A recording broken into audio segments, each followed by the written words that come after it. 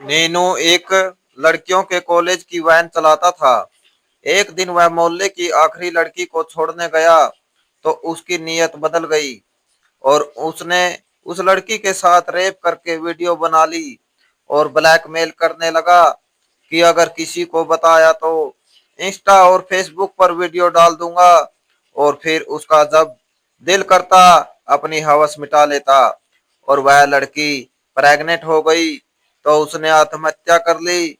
नीनू को अपने किए पर बिल्कुल भी शर्मिंदगी नहीं थी, लेकिन उसी रात जब नीनू घर आया तो उसकी बेटी बीमार हो गई।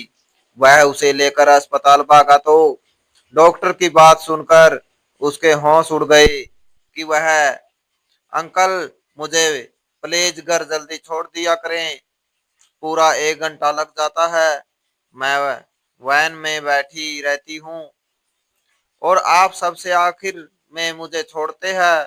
मेरा घर तो आपके एरिया में ही है, आप सुबह मुझे सबसे पहले घर से लेते हैं और छोड़ते सबसे आखिर में है। रूपाली ने नीनू से शिकायत की तो कहने लगा, ऐसा करो किसी दूसरी बस वैन की व्यवस्था कर लो। अरे मैं कोई पागल थोड़ी हूँ, तुम्हें सबसे पहले इसलिए लेता हूँ क्योंकि तुम्हारा घर मेरे घर के पास है। तुम्हें लेते हुए सब लड़कियों को लेकर कॉलेज छोड़ देता हूँ और उस लड़की को अंत में लेता हूँ जो स्कूल के पास रहती है ताकि मेरा पेट्रोल कम लगे। इसी तरह छोड़ने की भी रूटीन है। अगर तुम्हें पहले छोड़ूंगा और बाकियों को बाद में छोड़ूंगा तो मेरे पेट्रोल के पैसे डबल लगेंगे। बड़े रूखे स्वर में नीनू ने जवाब दिया। रूपाली चुपचाप पीछे जाकर बैठ गई। नीनू फ्रंट सीट पर छोटी क्लास की लड़कियों को बिठाता था और बड़ी लड़कियों को पीछे। एक बार स्कूल में कोई फंक्शन हुआ, सब बच्चे तैयार होकर आए थे। जब उसने रूपाली को देखा जो कि फर्स्ट ईयर की छात्रा थी, उसके तो होश उड़कर रह गए। वह लड़की वैसे ही बड़ी गोरी चिट्टी सुंदर सी थी और मेकअप करके साड़ी पहन कर आई तो वह और भी ज्यादा प्यारी लग रही थी। नीनू की इस पर नजरें खराब हुई थी, सर से पैर तक उसे देखने लगा। उसकी अपनी बेटी भी रूपाली के ही साथ की थी, लेकिन दूसरे स्कूल में पढ़ती थी। रूपाली को इतना प्यार देखकर उसकी नीयत बदली थी। कहने लगा, चलो बच्चों तुम पीछे जाकर बैठो और रूपाली तुम आगे आकर बैठो। वह कहने लगी, नीनू अंकल मैं क्यों आगे बैठूं, मैं तो रोज पीछे बैठती हूँ। कहने लगा, जो कह रहा हूँ वह करो, आगे आकर बैठो।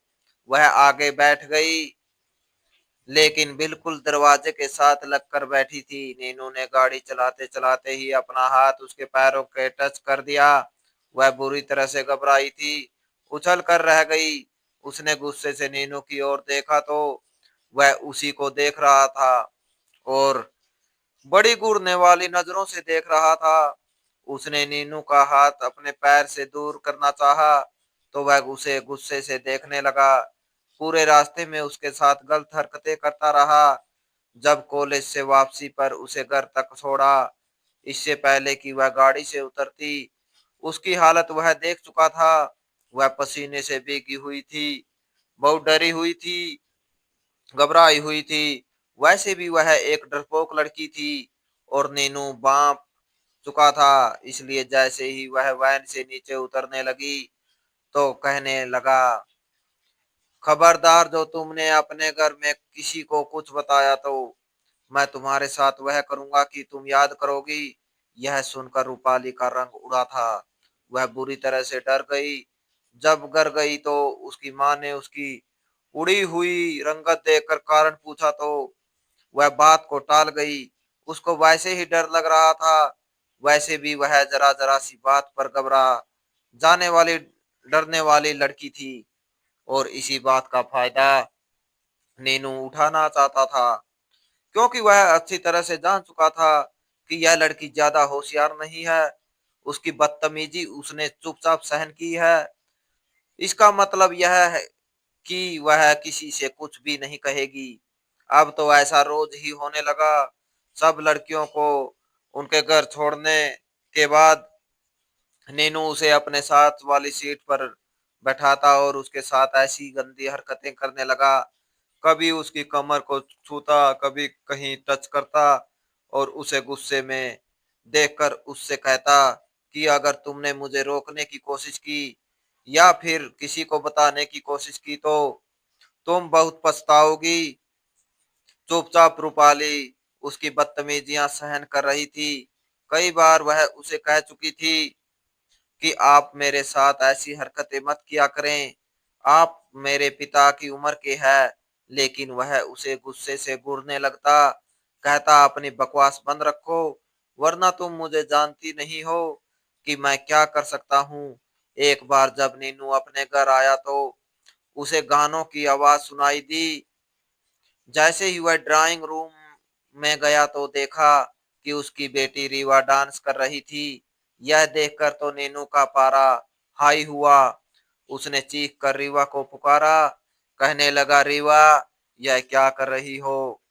तुम्हारी हिम्मत कैसे हुई डांस करने की? रीवा तो पिता का गुस्सा देखकर डर गई, फिर हिचकिचाते हुए कहने लगी कि हमारे स्कूल में डांस का फंक्शन है, उसी की प्रैक्टिस कर रही हूँ। वह कहने लगा, तुम्हें किसने कहा कि तुम इस तरह के फंक्शन अटेंड करो? तुम ऐसा कोई फंक्शन अटेंड नहीं करोगी, ना ही हिस्सा लोगे। नीनू की पत्नी रेशमा कहने लगी, क्या हो गया आपको? सब बच्चियों ने डांस में भाग लिया है, हमारी बेटी भी कर लेगी तो क्या बुराई है? लेकिन नीनू कहने लगा, नहीं, यह फंक्शन में जाएगी ही नहीं, तैयार होकर जाएगी तो ना जाने कौन कौन इसे कैसी नजरों से देखेंगे। लेकिन रीवा जिद करने लगी कि उसे जाना है, उसकी सारी सहेलियां जा रही है। मगर नीनू ने उसे बुरी तरह से डांट दिया। रेशमा ने रात को भी नीनू से बात की कि यही तो दिन होते हैं बच्चियों की मौज मस्ती करने के।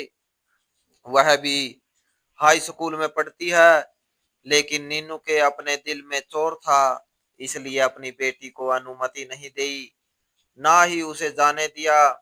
कुछ दिन बाद रूपाली के स्कूल में पिकनिक का प्रोग्राम बना। सब बच्चों ने कॉलेज की बस में पिकनिक पर जाना था और वापसी में कॉलेज पर ही उतरना था। सुबह 8:30 बजे तक सब बच्चों को नीनू ने कॉलेज छोड़ दिया और शाम 4-5 बजे तक उन्हें कॉलेज से पिक करके उन्हें उनके घर तक छोड़ना था। इस बार रूपाली ज्यादा तैयार नहीं हुई थी, डर रही थी कि घबरा रही थी। सहेलियों के बहुत कहने पर ही पिकनिक पर जाने को तैयार हुई थी। वापसी पर काफी देर हो गई थी। स्कूल पहुंचते पहुंचते और वैन में बैठे बैठे काफी शाम हो गई। सब लड़कियों को घर तक छोड़ते छोड़ते अंधेरा छा गया था। ऊपर से बारिश भी होने लगी। रूपाली बहुत ज्यादा डर गई थी। जानबूझकर नीनू ने एक सुनसान सड़क पर गाड़ी रोक दी। रूपाली कहने लगी, अंकल, आपने गाड़ी क्यों रोक दी? कहने लगा, लगता है गाड़ी खराब हो गई है। फिर आसपास देखने लगा कि कोई देख तो नहीं रहा, लेकिन तेज तूफानी बारिश में सभी अपने घरों में जा चुके थे। फिर वह भी एक सुनसान जगह पर गाड़ी खड़ी कर चुका था, क्योंकि जैसे ही तूफानी बारिश शुरू हुई थी, स्ट्रीट लाइट भी बंद हो गई थी और हर तरफ अंधेरा छाया हुआ था। अपनी गाड़ी को एक घने पेड़ के नीचे नीनू ने खड़ा कर लिया, जहां लोगों की नजर कम से कम पड़ सके। यह देखकर रूपाली डर गई थी। वह कहने लगी, आपने गाड़ी यहाँ क्यों रोक रखी है? कहने लगा, चुप हो जाओ। फिर पीछे की सीट पर आकर उसने दोनों दरवाजे लॉक किए। रूपाली डर के मारे चिल्लाने लगी तो उसने उसके मुंह पर हाथ रख दिया, कहने लगा, अगर तुमने शोर मचाया या तुम्हारे मुंह से एक भी आवाज निकली तो तुम्हारा गला घोट कर यहीं सड़क पर फेंक दिया दूंगा। किसी को नहीं पता चलेगा कि क्या हुआ था। वह बेचारी पहले से डरी हुई थी और ज्यादा डर गई। उसने रूपाली के कमरे कपड़े निकालना शुरू किया और उसकी फोटो खींची ताकि उसे बाद में ब्लैकमेल कर सके। मासूम बच्ची की चीखें वह अपने हाथ से बंद कर चुका था, उसकी इज्जत से खिलवाड़ कर चुका था। तेज बरसती बारिश में कई आंसू रूपाली की आंखों से बहे थे। अपनी हवस को पूरा करने के बाद ही उसने रूपाली को घर छोड़ा और उससे कहने लगा, किसी को शक भी होने दिया तो यह फोटो मैं वायरल कर दूंगा, फिर तुम कहीं मुंह दिखाने के काबिल नहीं रहोगी, बदनाम हो जाओगी। तुम्हारे पिता को वैसे भी दिल की बीमारी है, वह मर जाएंगे। इस तरह की बातें करके वह रूपाली को बहुत डरा चुका था। रात को जब उसे घर छोड़ा तो उसकी माँ दरवाजे पर ही परेशान खड़ी थी। कहने लगी, नीनू भाई इतनी देर क्यों हो गई? वह कहने लगा, बहन जी गाड़ी का टायर पंचर हो गया था, सब लड़कियों को ऐसे ही देरी हुई है, मैं तो खुद परेशान हो गया था। आपके सामने देखो तो कितनी तूफानी बारिश है। रूपाली को रोता देखकर उसकी माँ कहने लगी, तुम्हें क्या हुआ है? कहने लगा, लड़की है घबरा गई, 1 घंटा लग गया मुझे टायर पंचर ठीक करवाने में, और आपको तो पता है कि यह कितनी डरपोक है, मैं तो इसे अपनी बच्ची की तरह समझता हूँ। रूपाली घर के अंदर चली गई। यह बात भी उसने किसी को नहीं बताई, अपनी इज्जत का डर था। और नीनू जानता था कि वह मुंह नहीं खोलेगी, क्योंकि अब तक नीनू की सारी बदतमीजियां उसने चुपचाप सहन की थी। रूपाली बहुत ज्यादा चुप चुप रहने लगी थी। 1 सप्ताह तक तो वह स्कूल भी नहीं गई, उसे बुखार हो गया था।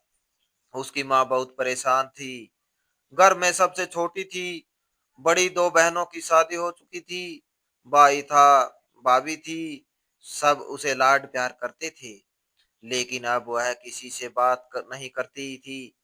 अगर उसका भाई उसके कमरे में भी आ जाता तो वह डरने लगती, उससे कहता, तुम्हें क्या हुआ है? तो वह नहीं में सर हिलाने लगती। रात को कई बार सोते सोते डर जाती। अभी भी नीनू उसी वैन में उसे आगे बैठाता था।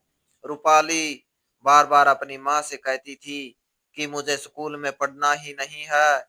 एक बार उसकी माँ ने कहा कि मैं तुम्हारा यहाँ से स्कूल छुड़वा कर कहीं और नाम लिखवा देती हूँ।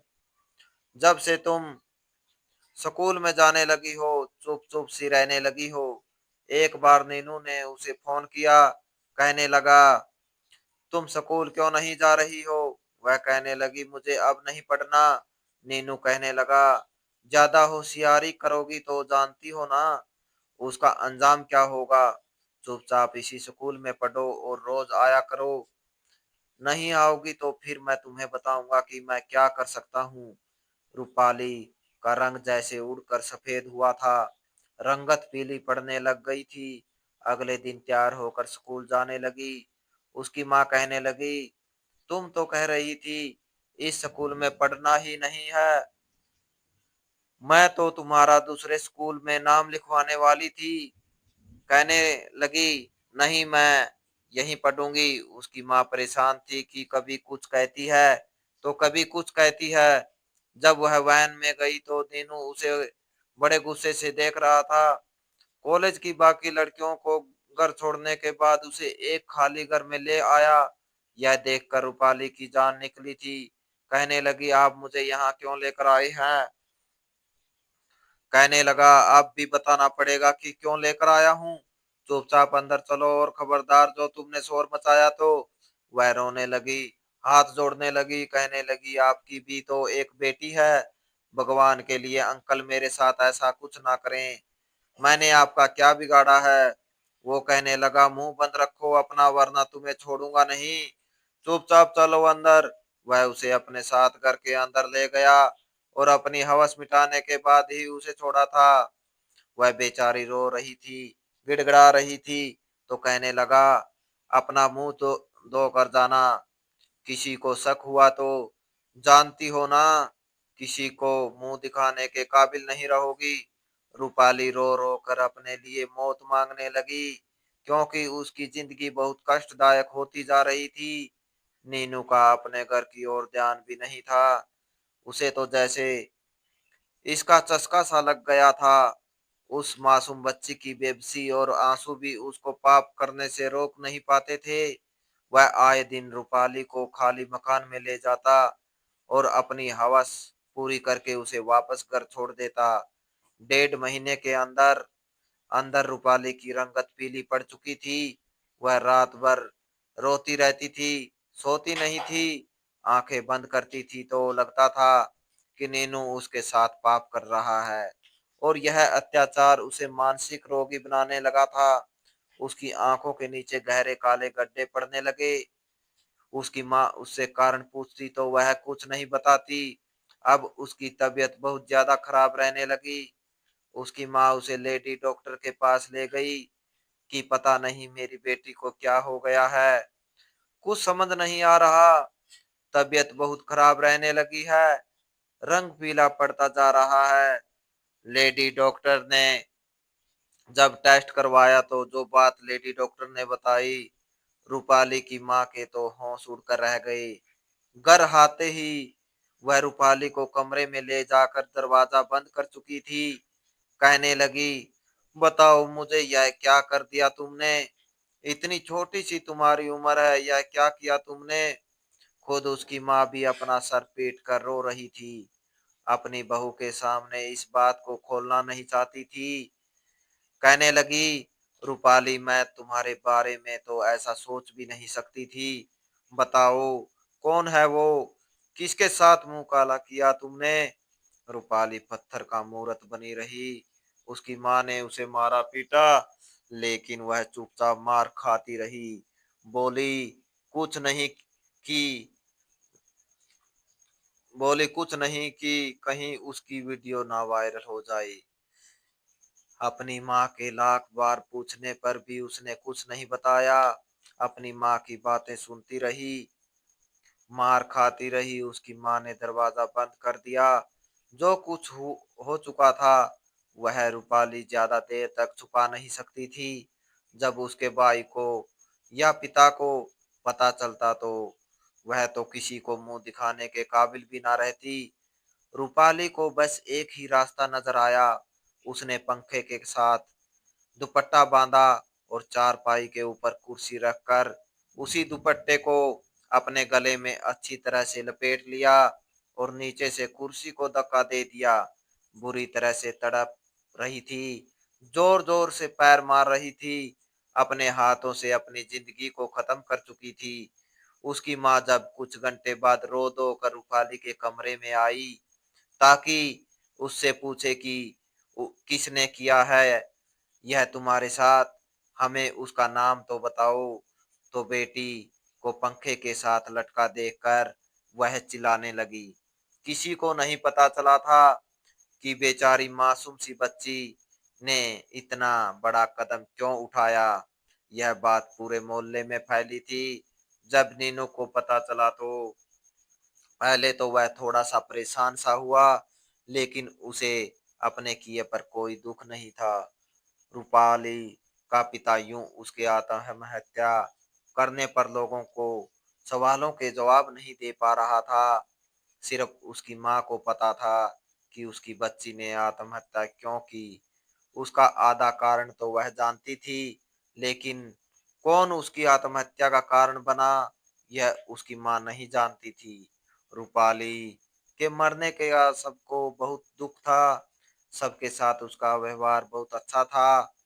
किसी का उसने कुछ नहीं बिगाड़ा था।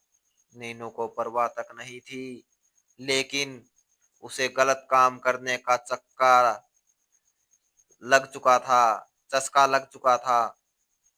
अब वह फिर से ऐसी ही कोई सुंदर मासूम सी लड़की की खोज में था कि कोई ऐसी ही लड़की उसे मिले जो थोड़ी डरपोक सी हो, क्योंकि बाकी वैन में जाने वाली लड़कियां बहुत तेज थी। इसलिए वह जानता था कि अगर उसने हाथ भी पकड़ने की कोशिश की तो वह चिल्ला चिल्ला कर शोर मचा देगी, उसका तमाशा बना के रख देगी। बार बार दिल चाहता था कि किसी दूसरी लड़की के साथ गलत काम करे। अपनी पत्नी तो उसे वैसे भी बुरी लगने लगी थी। क्योंकि वह इतनी सुंदर भी नहीं थी, जो 3 बच्चों की माँ थी। मोटी भी हो चुकी थी, इसलिए अपनी पत्नी में उसे जरा भी रुचि नहीं थी। एक रात उसे नींद नहीं आ रही थी। जब वह कमरे से बाहर निकला तो देखा कि उसकी बेटी छत से नीचे उतर रही थी। यह देखकर वह हैरान हुआ, कहने लगा, रीवा तुम इस समय छत पर क्या कर रही थी? अपने पिता को देखकर रीवा बुरी तरह से घबरा गई। कहने लगी, कुछ नहीं, वह अंदर कमरे में गर्मी बहुत है, मुझे बहुत घबराहट हो रही थी। यह देखिए मेरे माथे पर कितना पसीना है, इसलिए मैं छत पर गई थी ताकि कुछ हवा खा लूं। वह अपनी बेटी को ध्यान से देखने लगा, फिर कहने लगा, चलो जाओ अपने कमरे में। खबरदार, जो तुम इस समय छत पर गई तो तुम्हारी टांगे तोड़ कर रख दूंगा। रीवा भाग कर अपने कमरे में चली गई। अब तो नीनू उसे सहन नहीं हो रहा था। उस पर कम उम्र की लड़कियों का जुनून सवार होने लगा। उसने वैन में एक और लड़की का हाथ पकड़ा और उसके साथ जैसे ही उल्टी सीधी हरकत करने लगा, उस लड़की ने उसके मुंह पर थप्पड़ दे मारा और शोर मचा दिया। यह देखकर बहुत से लोग इकट्ठा हो गए। तब वह कहने लगी, यह जानबूझकर मेरा हाथ पकड़कर मेरे साथ बदतमीजी कर रहा था। लोगों ने उसे बहुत मारा, यहाँ तक कि पुलिस के हवाले कर दिया। 3-4 दिन वह पुलिस स्टेशन में रहा और जब घर आया तो रेशमा उस पर चीखने चिल्लाने लगी कि तुम्हारी अपनी बेटी जवान है और तुम यह हरकतें करते फिर रहे हो। कहने लगा, तुम अपना मुंह बंद रखो, झूठा आरोप लगाया था उस लड़की ने मुझ पर, मैंने ऐसा कुछ नहीं किया। कहने लगी कि ऐसा ना ही करो तो अच्छा है। बात फैल गई थी, इसलिए सब लड़कियों ने नीनू की बस वैन छोड़ दी थी। अब तो कोई भी उसकी बस वैन में जाने को तैयार नहीं था। उसका काम बिल्कुल छूट गया था। अब वह सारा दिन घर में बैठा रहता। अपने किए पर उसे अफसोस था कि उसकी हवस उसकी बहुत बेइज्जती करवा चुकी थी। अब तो मोहल्ले की औरतें भी जब नीनू को देखती तो मुंह बनाकर नजरें बदल लेती और उसके बारे में बातें करने लगती। एक बार रीवा की तबीयत बहुत ज्यादा खराब हो गई। उसकी तबीयत इतनी खराब हुई कि रात को ही नीनू और रेशमा उसे हॉस्पिटल ले गए।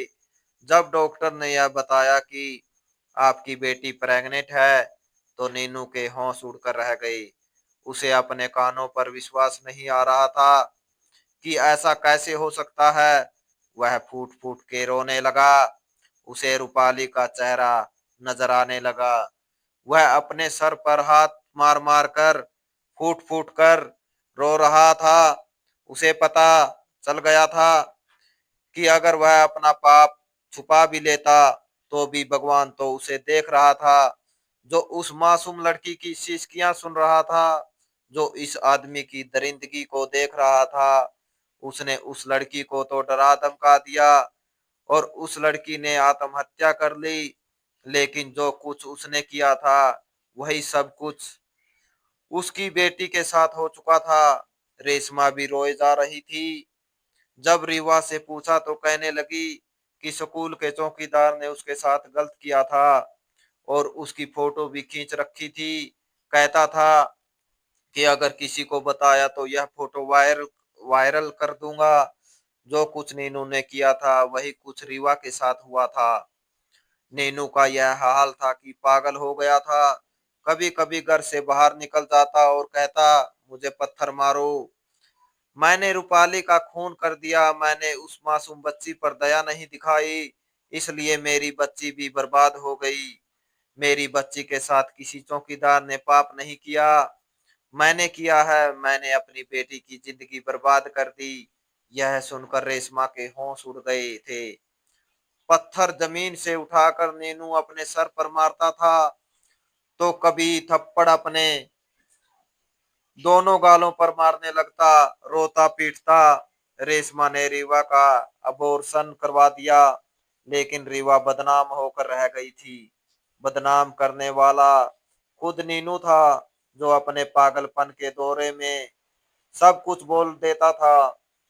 रेशमा रोती थी कि न काश नीनू तुमने ऐसा ना किया होता और आज मेरी बच्ची भी इज्जत से होती। लोग पाप करके यह समझते हैं कि डराएंगे धमकाएंगे तो उनका पाप छुप जाएगा, लेकिन यह भूल जाते हैं कि भगवान सब कुछ देखता है, ना वह किसी से डरता है और ना ही किसी की धमकियों में आता है। इसलिए पाप करने से पहले एक बार सोच लेना चाहिए कि इस सृष्टि का रचयिता उन्हें देख रहा है और अपने हर पाप की सजा इंसान को इसी दुनिया में भुगतनी पड़ती है। तो दोस्तों, इस कहानी को लेकर आपकी क्या राय है? कमेंट बॉक्स में कमेंट करके जरूर बताएं। और अगर आपको हमारी आज की कहानी अच्छी लगी हो तो प्लीज इसे लाइक जरूर करें। अगर आपने अभी तक हमारे एसके की जुबानी 2.0 चैनल को सब्सक्राइब नहीं किया तो जरूर कर लीजिए। तो मिलते हैं ऐसी एक और मोटिवेशनल कहानी के साथ। Thanks for watching.